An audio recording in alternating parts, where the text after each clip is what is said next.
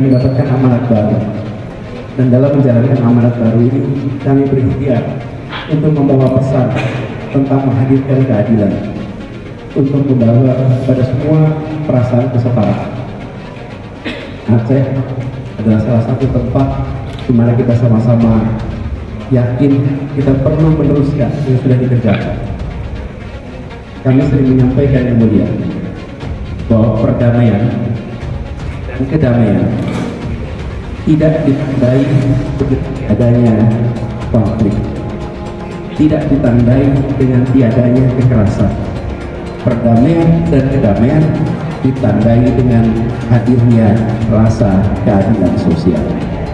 Itulah pertanda sungguh, bukan sekedar tiada konflik, bukan sekedar tiada kekerasan.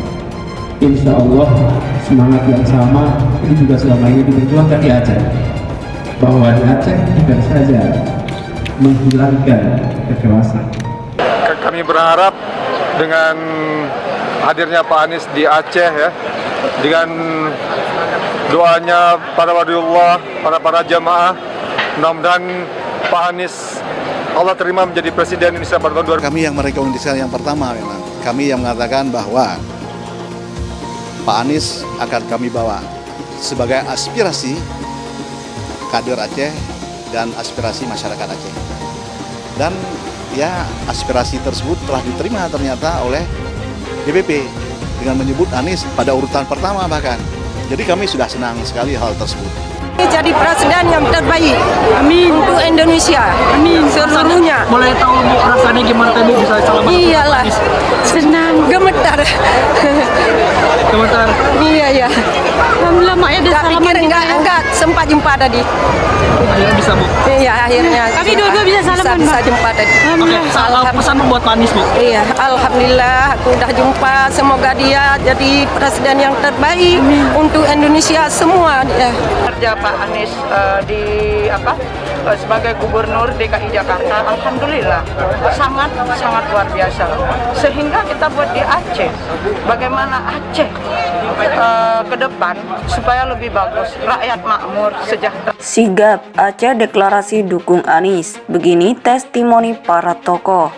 Dikutip dari serambinews.com, Banda Aceh, relawan Anies yang tergabung dalam simpul gerakan Anies for President Sigap Aceh mendeklarasikan dukungan kepada Anies Rashid Baswedan sebagai presiden pada tahun 2024.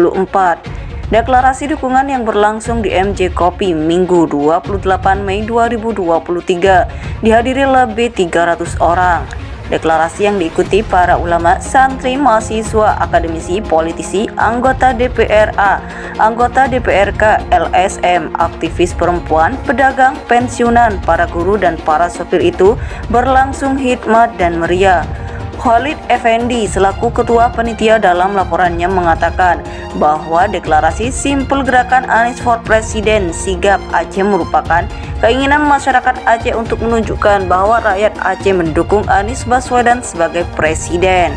Dukungan ini didasarkan pada pertimbangan rasional bahwa Anies memenuhi kriteria sebagai seorang pemimpin. Dalam siaran pers yang diterima serambinews.com disebutkan, Anies orangnya amanah, fatonah, dan sidik. Ribuan warga Aceh di Medan gelar halal bihalal dihadiri Gubernur, Kapolda, dan Pangdam.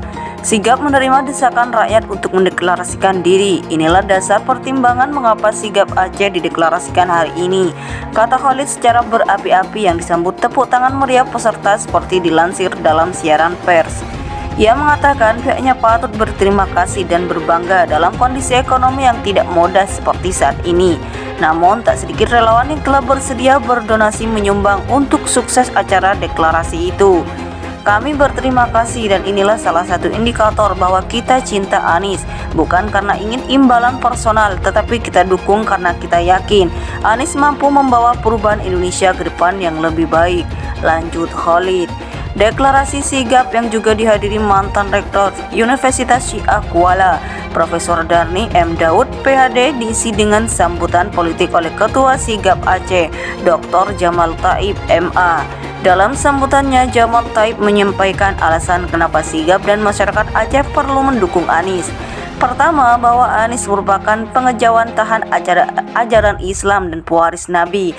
Beliau tidak hanya seorang muslim biasa, tapi juga sebagai mukmin yang taat, tidak serakah apalagi korupsi, katanya. Kedua, Anies sebagai sosok pemersatu berlaku adil dan pengayom semua golongan suku, ras, dan agama. Tidak radikal apalagi intoleran, sebagaimana tuduhan yang sering dialamatkan padanya. Ketiga, Anies memiliki bahasa yang santun dan berakhlak mulia. Cacian, hinaan, kejahatan, dan kezaliman yang dialaminya dibalas dengan senyuman dan bukti nyata, kata dia. Keempat, Anies merupakan sosok yang memiliki segudang prestasi dan penghargaan dari dalam dan luar negeri. Mau dong kita punya pemimpin yang cerdas dan berprestasi yang membanggakan secara internasional, ujar dia. Kelima, Anies bukan titipan oligarki, bukan petugas partai, apalagi kaki tangan pihak lain. Katanya Anies ingin mengembalikan kedaulatan negara ada di tangan rakyat, bukan pada segelintir elit dan oligarki yang terus memeras rakyat untuk kepentingan sekelompok kecil kekuasaan. Rakyat Aceh sebagai daerah modal kelahiran Indonesia, kata dia, harus menunjukkan kepada dunia bahwa rakyat Aceh sangat rasional dan berintegritas dalam memilih pemimpin. Pemimpin bagi rakyat Aceh adalah panutan dan imam. Karena itu tidak boleh pemimpin yang cacat moral, urai Jamal yang disambut dengan takbir oleh peserta. Pidato politik mewakili ulama disampaikan Abu Muhammad Yus, mantan anggota DPR fraksi P3. Dalam Islam, kata Abu Yus, setelah salat adalah ibadah politik. Karena itu rakyat Aceh harus cerdas politik. Pilih Anies karena dia cerdas politik, mandiri, dan tidak tergiur harta. Anies dekat dengan ulama bukan hanya saat pemilu, urainya. Anies sangat perhatian pada kualitas SDM itu. Sebabnya Anies sejak dulu sudah membangun Indonesia mengajar, terang dia. Ini program yang sangat bagus dalam pemerataan kualitas pendidikan. Anies sudah berpikir lama melewati batas-batas Pulau Jawa, pungkasnya.